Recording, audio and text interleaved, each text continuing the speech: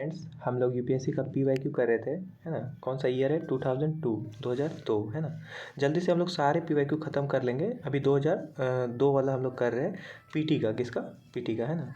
थोड़ा सा देखिए, अभी शादी का सीज़न चल रहा है और थोड़ा अगल बगल साउंड का थोड़ा अगर इशू अगर आपको आए तो आप थोड़ा सा आप उसको मैनेज करिएगा, क्योंकि हम लोग जानते हैं कि ये सब चीज़ें ज़रूरी है ना। सभी चीज़ें ज़रूरी है, दूसरे की खुशी में हम लोग को भी खुश होना चाहिए। पर क्या है कि स्टडी अपनी जगह पे है ना, तो आपको पढ़ाई से कॉम्प्रोमाइज़ नहीं करना चाहिए। आइए देखते हैं, प्राचीन भारत हम लोग शुरू किए थे। प्राचीन भारत, है ना, तो इसको हम लोग करेंगे। ज़्यादा क्वेश्चन नहीं है इस बार, ठीक है। देखिए क्वेश्चन की वेटेज कितना कम हो रहा है। देखिए शुरू में इतना हाई था, अभी धीरे धीरे एकदम 4 क्वेश्चन आ गया है। देखिए 2002 में 4 क्वेश्चन, है ना।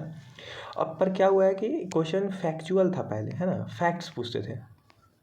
पर अब क्या पूछ रहा है, अब आपको पूरा कॉन्सेप्चुअल लेंथी क्वेश्चन पूछ रहा है, पूरा डिटेल। आप जब तक जो स्टूडेंट पढ़ा नहीं होगा वो बनाने में कंफ्यूज करेगा। तो थोड़ा सा एक्सप्लेनेशन होगा, पर वीडियो छोटा रखूँगा। देखिए 4 क्वेश्चन है, ठीक है, 2002 में।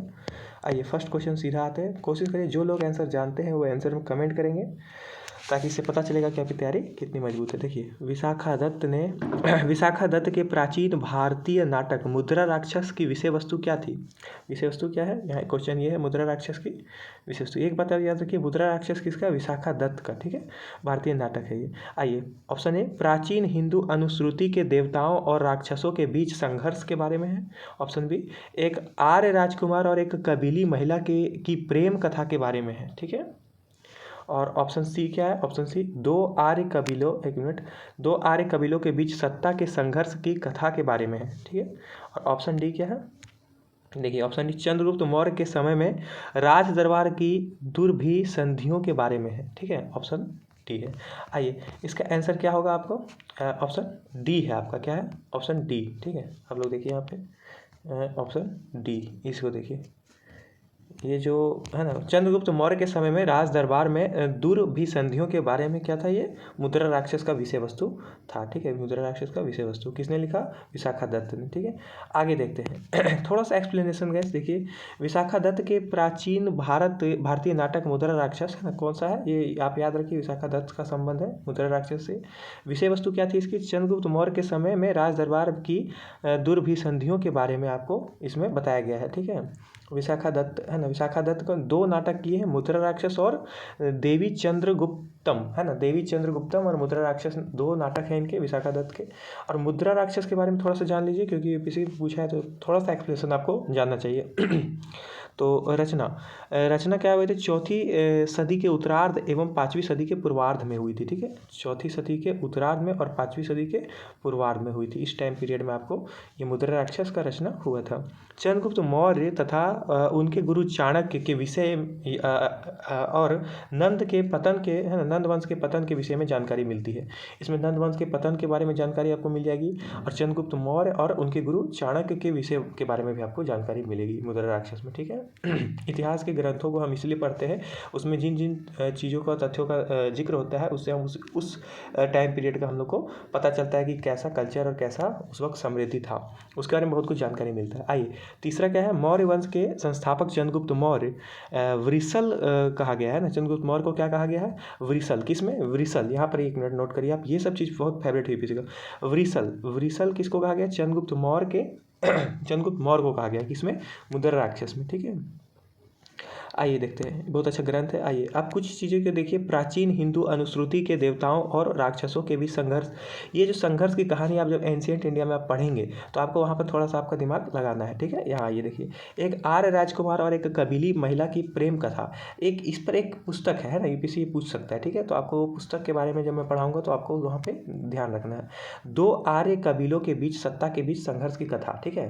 तो ये जिन ग्रंथों में लिखा गया है, आप जब भी पढ़ें तो उसको आप ध्यान में रखिए। इस तरह से एनालाइज किया जाता है। क्वेश्चन नंबर 2 देखिए जल्दी से। निम्नलिखित में से कौन सा कथन सही नहीं है? देखिए मैंने बोला था ना, कभी पूछता है सही है और कभी पूछता है नहीं है। तो क्वेश्चन को क्या करना है? पूरा पढ़ना है, पूरा पढ़ने का हैबिट डालना है। है ना, हैबिट डालना है आपको पूरा पढ़ने का। यहाँ देखिए, श्रवणबेलगोला स्थित गोमतेश्वर की प्रतिमा जैनियों के अंतिम तीर्थंकर को दर्शाता है। दूसरा ऑप्शन क्या है, भारत का सबसे बड़ा बौद्ध मठ अरुणाचल प्रदेश में है। तीसरा खजुराहो है ना, खजुराहो के मंदिर चंदेल राजाओं द्वारा बनवाए गए थे, है ना, तो पूरा खजुराहो जो है वो चंदेल राजाओं ने बनवाए थे। आगे क्या है, लास्ट ऑप्शन होयलेश्वर मंदिर शिव को समर्पित है। ठीक है, तो यहाँ पर क्या क्वेश्चन था, फिर से देखिए कि कौन सा कथन सही नहीं है। ठीक है, आपको इन सब में से गलत कथन जो है उसको आपको ये करना है। आपको क्या लगता है, देखिए यहाँ पर एक बात बताइए, भारत का सबसे बड़ा बौद्ध मठ कहाँ पे है? अरुणाचल प्रदेश में। जब आप बौद्ध मठ को पढ़ें, बौद्ध को, तो वहाँ पे आप मैपिंग करें। ठीक है, साथ में खजुराहो का मंदिर चंदेल राजाओं ने, एकदम बिल्कुल सही। होयसल वंश के होयसल मंदिर जो शिव को समर्पित है, एकदम सही। तो श्रवणबेलगोला जो था स्थित गोमतेश्वर प्रतिमा जैन के अंतिम तीर्थंकर को नहीं दर्शाता है। ठीक है, ये गलत है ऑप्शन। तो आंसर क्या हो जाएगा आपका? आंसर हो जाएगा आपका ए, है ना, यहाँ पर देखिए ए हो जाएगा आंसर। इसको नोट करिए, ए हो जाएगा। थोड़ा सा एक्सप्लेनेशन देखिए, कथन क्या था, एक मिनट, कथन क्या है, श्रवणबेलगोला स्थित गोमतेश्वर की प्रतिमा जैनियों के अंतिम तीर्थंकर को दर्शाती है, ये कथन गलत है। ठीक है, तो यही आंसर है इसका। ठीक है, तो क्या है, थोड़ा सा देखिए, श्रवणबेलगोला स्थित विश्व की सर्वाधिक विशाल जैन प्रतिमा जैन धर्म के प्रथम तीर्थंकर ऋषभ देव की है। ठीक है, 24वें तीर्थंकर या अंतिम तीर्थंकर कौन थे? वर्धमान महावीर। ठीक है, प्रथम तीर्थंकर का नाम क्या है? ऋषभ देव। ठीक है, आप देखिए कंफ्यूज करता है कैसे यूपीसी, थोड़ा सा समझिए इस चीज़ों को, इन सब चीज़ों को समझना है आपको। श्रवणबेलगोला में स्थित गोमतेश्वर की प्रतिमा जैनियों से संबंधित है, बिल्कुल यहाँ तक सही है। यूपीसी ने कहा था यहाँ तक सही लाइन दिया है। ठीक है, लेकिन क्या बोल दिया कि अंतिम तीर्थंकर को दर्शाता है, ये गलत हो गया, ये प्रथम तीर्थंकर को दर्शाता है। ठीक है, तो ऐसे आपको पूरा याद रखना है चीज़ों को, तुरंत बका के आंसर सही नहीं कर देना कि जैन से संबंधित है, नहीं तो थोड़ा पढ़िए आगे क्या लिखता है, समझिए। आगे देखिए, 24वें तीर्थंकर कौन है? अंतिम तीर्थंकर इनको बोला गया है। ठीक है, वर्धमान महावीर। और प्रथम कौन है?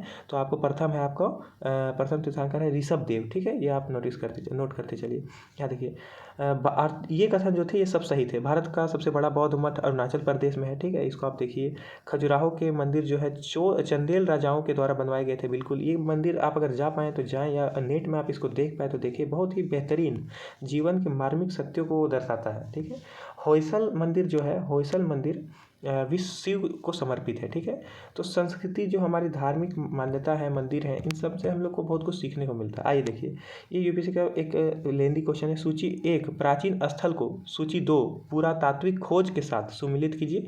नीचे दिए गए कूटों के सही उपयोग करके चुनिए, है ना, सही प्रयोग करके उत्तर चुनिए।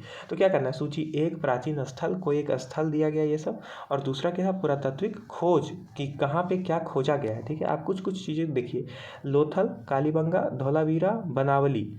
यहाँ पे क्या है, जुता हुआ खेत, गोदीबाड़ा, पक्की मिट्टी की बनी हुई हल की प्रतिकृति, हड़प्पा लिपि के बड़े आकार के 10 चिन्हों वाले शिलालेख। तो ये किससे संबंधित है क्वेश्चन? ये क्वेश्चन आपका एंशिएंट इंडिया से, हड़प्पा सभ्यता से, हड़प्पा सभ्यता से आपका क्वेश्चन है। आप देखिए सिलेबस कैसा आपको मैंने समझाया, डिटेल आप नहीं देखे तो वो वीडियो जाके देखिए, प्लेलिस्ट में मिल जाएगी आपको, एंशिएंट इंडिया वाली प्लेलिस्ट में, है ना, प्लेलिस्ट में आपको मिल जाएगी। क्योंकि ये जो सिलेबस के साथ कैसे यूपीसी का क्वेश्चन लिंक है, ये आप पढ़ रहे हैं, समझ रहे हैं कुछ, ये चीज़ आप देखिए, सिलेबस देखिए आपने, फिर पीवाईक्यू देखिए आपने, तो अब इनको लिंक करिए, और देन हम लोग क्या करेंगे, इन दोनों को लिंक करेंगे हम जाके इसमें, क्या कहते हैं इसको, स्टैटिक बुक्स को। ठीक है, और एनसीईआरटी को, तो इन सब चीज़ों को हम उसमें ये करेंगे। आइए इसका कूट देख लीजिए आप पहले, कूट क्या क्या है, ए क्या है, देखिए इसको मिलाइए, आप खुद से इसको देखिए और एनालाइज करिए कि क्या आंसर है। ठीक है, इसका आंसर है सचिव डी है, इसका आंसर क्या है, डी। 2, 1, 3 और 4। ठीक है, ऐसा मैं इसको एक्सप्लेन करता हूँ। लोथल जो है, यहाँ समझिए, लोथल जो है इसमें गोदीबाड़ा का साक्ष्य मिला है। ठीक है, कालीबंगा से जुता हुआ खेत का साक्ष्य मिला, ये तो हम लोग कई बार पढ़े। धौलावीरा के पक्की मिट्टी की बनी हुई हल्की प्रतिकृति मिली है। ये सब चीज़ें बहुत बेसिक चीज़ें हैं, बनावली एकदम एनसीईआरटी से लिया गया। कहाँ से इसका, एनसीईआरटी। हिस्ट्री में आपको कहीं भटकने की जरूरत नहीं, कोई कोचिंग वगैरह नहीं, थोड़ा सा नोट्स में बता दूंगा जो इंपॉर्टेंट है, खासतौर पे एनसीईआरटी पढ़िए आप। बनावली, हड़प्पन लिपि के बड़े आकार के 10 चिन्हों वाला एक शिलालेख, है ना, कहाँ से मिला है, बनावली से मिला है। ठीक है, लोथल के बारे में थोड़ा सा आप अलग से जान लीजिए। लोथल के बारे में, लोथल आप, मैं मान रहा हूँ कि आप अपना एक नोट्स बनाते चल रहे, ठीक है। लोथल, ईंट से बना गोदीवाड़ा, ठीक है, यहाँ से मिला है। क्या क्या मिला है सो आप देखिए। ईंट से बना गोदीवाड़ा मिला है, अग्नि वेदिकाएँ मिली हैं, ईरान की खाड़ी क्षेत्र की मुहरें। ईरान से संबंध दर्शाता है, क्योंकि ईरान से हड़प्पा का संबंध कैसे दर्शाएगा कि ईरान का जो मुहर है वो हड़प्पा में लोथल के स्थान पे मिला है, ठीक है। हाथी दांत के स्केल है ना, हाथी दांत के स्केल भी यहाँ पे मिले हैं। आइए देखिए कालीबंगा के बारे में थोड़ा सा समझिए। जुता हुआ खेत का यहाँ साक्ष्य मिला है, हल रेखा का साक्ष्य मिला है। इससे क्या पता चलता है कि वहाँ पे खेती होती थी। हल रेखा मतलब ऐसे जो रेखा हो जाती है, हल रेखा के साक्ष्य मिले हैं। 7 अग्नि वेदिकाएँ, 7 अग्नि, 7 है ना, याद रखिए 7 अग्नि वेदिकाएँ मिली हैं। 2 फसलों को उगाने का प्रमाण मिला है अधिक दूरी पर। देखिए जैसे कि एक खेत है और उसमें क्या हुआ है कि 2 फसल एक साथ उगाने का साक्ष्य मिला। आज भी हम लोग अपने को ये हम लोग करते हैं, कृषि को लॉस में ना जाए इसलिए हम लोग इसको इकोनॉमी में पढ़ेंगे, इकोनॉमी में पढ़ेंगे, ठीक है। आगे देखिए, यहाँ देखिए फिर है ना, सरसों और कम दूरी पर चना, है ना, सरसों और चना एक साथ जो उगाया गया है इसका साक्ष्य मिला है। ये सब आपको डिटेल नहीं जानना है, बस ये जानिए कि साक्ष्य मिले हैं क्या क्या, आपको दिमाग में बस रखना है। निचला शहर दुर्गीकृत था, धौला, है ना, इसका क्या था कि आपका किसके बारे में हम लोग पढ़े थे, ध्यान दीजिए, हम लोग पढ़े थे कालीबंगा। तो कालीबंगा का निचला शहर दुर्गीकृत है। आप लोग को पता होगा एक ऐसा और एक बड़ा सा ऐसे रहता था, ठीक है, और निचला शहर जो है ये दुर्गीकृत था, दुर्गों से घिरा हुआ था। कहाँ पे आप लोग देख रहे हैं, यहाँ पर यहाँ पे हम लोग देख पा रहे हैं कालीबंगा में, ठीक है। आइए देखते हैं अगला, बनावली क्या है, अगला टॉपिक क्या है, बनावली, ठीक है। बनावली का स्थल है हड़प्पा सभ्यता का। हड़प्पन लिपि के बड़े आकार के 10 चिन्हों वाला एक शिलालेख मिला है। एक शिलालेख मिला है जिसमें हड़प्पा लिपि के 10 चिन्ह मिले। एनसीईआरटी में वो 10 लिपि के चिन्ह आपको दिखाए गए हैं, 6वीं क्लास के एनसीईआरटी में आपको दिखाया गया है, ठीक है। आपको देखिए, मैं उसका भी प्लेलिस्ट लाऊंगा। हल की आकृति के खिलौने मिले हैं, जौ, तिल और सरसों का ढेर मिला है।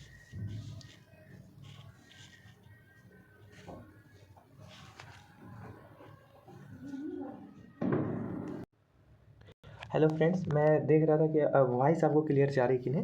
ये थोड़ा शादी का सीजन है, मैंने बताया आपको, अगल बगल थोड़ा साउंड्स की प्रॉब्लम है, तो थोड़ा सा मैनेज करिए। तो बनावली में और क्या मिला है आप लोग को, ये सब मिले। और हम लोग को मिले हैं मिट्टी के चूड़ी वाली, है ना, बैंगल्स, है ना, बैंगल्स, ये मातृ देवी की मूर्ति भी मिली है, ठीक है। मिट्टी की चूड़ी मिली है और मातृ देवी की पूजा, यहाँ पे मातृ सत्तात्मक थी ऐसा हम लोग मानते हैं। आगे चलिए देखते हैं, हम लोग डिटेल से पढ़ेंगे, अभी सिर्फ हम लोग एनालाइज कर रहे हैं। यूपीएससी को क्वेश्चन को हम लोग एनालाइज करें कि क्या पूछ रहा है, बस इतना ही हम लोग को करना है, अभी डिटेल नहीं पढ़ना है, ठीक है। डिटेल में पढ़ाऊंगा बाकी से बाद में। क्वेश्चन नंबर 4 देखिए, इसका लास्ट क्वेश्चन है गाइस। देखिए, प्राचीन भारत के बौद्ध मठों में पवरन नामक समारोह आयोजित किया जाता था, ठीक है। कौन सा समारोह, देखिए समारोह यूपीएससी का क्या फेवरेट है, मैं फिर से एक बार बताता हूँ आपको। कीवर्ड्स आपको वर्ड्स फेमस है, और फिर नेम, है ना, कि कौन से नाम किसके लिए इस्तेमाल किए जाते थे, कि ये और ये शब्द का क्या अर्थ है। और कुछ समारोह या आयोजन कुछ होता था, तो ये भी बहुत फेमस चीज़ें हैं, ठीक है। और कुछ जो अपवाद है ये भी पूछता है, तो हम लोग एनालाइज करते चलेंगे। प्राचीन भारत के बौद्ध मठों में कौन सा नामक समारोह था, देखिए यहाँ पर पवरन, है ना, पवरन समारोह होता था। वो किससे संबंधित है, यहाँ देखिए पहला ऑप्शन है, देखिए लेंदी है, थोड़ा ध्यान से पढ़िए। संघ, परिनायक और धर्म तथा विनय विषयों पर एक एक वक्ता को चुनने का अवसर होता था। बी, वर्षा ऋतु के दौरान मठों में प्रवास के समय भिक्षुओं द्वारा किए गए अपराधों को स्वीकृति का, है ना, स्वीकारोक्ति अवसर होता था। मतलब सभी भिक्षु एक साथ उस वक्त अपने अपराध को क्षमा मांगते थे। उसके बाद किसी नए व्यक्ति को बौद्ध संघ में प्रवेश देने का समारोह होता था, जिसमें उसका सिर मुंडवा दिया जाता था और पीले वस्त्र दिए जाते थे। आषाढ़ की पूर्णिमा के अगले दिन, है ना, अगला ऑप्शन है, आषाढ़ के पूर्णिमा के अगले दिन बौद्ध भिक्षुओं के एकत्र होने के अवसर होता था, है ना, होने का अवसर होता था, जब वे वर्षा ऋतु के आगामी 4 महीनों के लिए निश्चित, है ना, आवास चुनते थे। मैं फिर से बता देता हूँ गाइस कि ये जो लेंदी क्वेश्चन है, इसमें क्या है कि पूरा व्याख्या दिया हुआ है, ठीक है। सभी कहीं ना कहीं सही हो सकते हैं, लेकिन क्या है कि उससे रिलेट करके आपको समझना है कि ये जो सिर्फ ये जो है ना, ये समारोह जो होता था पर्वन, वो किससे संबंधित है, ठीक है, 4 का। तो आपको क्या करना है, देखिए बी नंबर है इसका आंसर, क्या है यहाँ पर देखिए, बी नंबर, वर्षा के ऋतु के दौरान मठों में प्रवास के समय भिक्षुओं द्वारा किए गए अपराधों को स्वीकारोक्ति का अवसर होता था, जब वे लोग स्वीकार करते थे। ये समझ रहे हैं आप लोग? थोड़ा सा एक्सप्लेनेशन देखिए इसका। प्राचीन भारत के बौद्ध मठों में पर्वन नामक समारोह आयोजित किया जाता था। ये आप समझिए, पर्वन जो आयोजित होता था वो बौद्ध से संबंधित है। यहाँ पर जो एक्सप्लेनेशन वही है कि जो वर्षा ऋतु के दौरान मठों में प्रवास के समय भिक्षुओं द्वारा किए गए अपराधों के को स्वीकृति का अवसर होता था। ठीक है, कुछ अन्य तथ्य थोड़ा सा आप समझिए कि संघ, ये सब जो अन्य जो ऑप्शंस थे, ठीक है, ये सब भी आपका सारा है। देखिए, संघ, परिनायक और धर्म तथा विनय विषयों पर एक एक वक्ता को चुनने का अवसर ये भी होता था उसमें। ठीक है, कुछ फैक्ट्स था ये, लेकिन वो संबंध अलग है इसके बारे में। जब भी आप पढ़ें तो इसको कहीं ना कहीं उसको एनालाइज करिए कि क्या संबंधित है। किसी नए व्यक्ति को बौद्ध संघ में प्रवेश देते थे तो क्या होता था, समारोह होता था, और क्या होता था, उसको पीला कपड़ा और सर मनवा दिया जाता था। ठीक है, आषाढ़ की पूर्णिमा, ये आषाढ़ का जो पूर्णिमा होता है ये बौद्ध धर्म का बहुत धार्मिक क्या कहते हैं दिन है, बहुत अच्छा ये दिन होता है उसको उन लोगों के लिए। अगले दिन जो बौद्ध धर्म से संबंधित है वो जानते होंगे। अगले दिन बौद्ध भिक्षुओं के एकत्र होने का अवसर होता था, जब वे वर्षा ऋतु के आगामी 4 महीनों के लिए निश्चित अवसर चुनते थे। ठीक है, कि अक्सर असल में होता था क्या कि 4 महीने जब वर्षा होती थी, 4 मंथ है ना, तो वो उस वक्त क्या करते थे, गुफाओं में वो लोग निवास करते थे। ठीक है, और वहाँ पे वो रहते थे। राजाओं ने उनके लिए बहुत सारे गुफाएं बनवाई हैं। मैं आपको आर्ट एंड कल्चर में वे गुफाएं चित्र को दिखाऊंगा कि कैसे वे गुफाएं थी। बहुत सी बेहतरीन चीज़ें आपको देखने को मिलेगी। ठीक है, 2002 का है ना, 2002 का हम लोग ये वाला कंप्लीट कर लिए, देखिए है ना। अब हम लोग आगे 2003 आगे और भी हम लोग करते रहेंगे। ठीक है, थैंक यू गाइस, आप लोगों ने वीडियो देखा है ना, आप लोग को अच्छा लग रहा है, क्या हेल्प हो रहा है आप कमेंट करिए। ठीक है, और एनसीईआरटी की क्लासेस जो मैंने आपको प्लेलिस्ट बना रखी है, जैसे जैसे मैं पढ़ाते चल रहा हूँ आपको वो सब करना है। ठीक है, आप लोग वो करिए। उसके बाद और भी कोई क्वेरी है तो आप पूछिए। ठीक है, कमेंट करिए। और आपको क्या समस्याएं हैं वो आप पूछिए। लड़कियों को क्या समस्याएं आ रही है वो सब बताइए। ठीक है, थैंक यू।